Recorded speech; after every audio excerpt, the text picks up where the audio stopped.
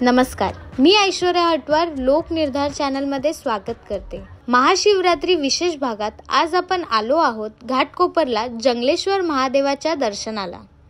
मुंबई शहराच्या मध्यभागी वसलेले जंगलेश्वर महादेव मंदिर हे मंदिर किमान 150 वर्षे जुने असावे असा अंदाज। पौराणिक कथानुसार ज्या ठिकाणी हे मंदिर आहे तेथे अनेक शतकांपूर्वी अनेक साधू राहत होते आणि पूर्वी तिथे घनदाट जंगल होते। एके दिवशी एक साप मंदिरात आला आणि मूर्तीच्या बाजूला बसला। त्या दिवसापासून नाग नियमितपणे त्या लिंगाच्या शेजारी बसत असे आणि तेच त्याचे कायमचे निवासस्थान बनले। जंगलेश्वर महादेव मंदिराची रचना शिवलिंगाच्या रूपात होती। मंदिराची सध्याची रचना 1994 मध्ये बांधण्यात आलेली आहे। दरवर्षीप्रमाणे यंदाही महाशिवरात्रीचा उत्सव मोठ्या उत्साहात पार पडला। महाशिवरात्रीला भाविकांची प्रचंड गर्दी येथे पाहायला मिळाली।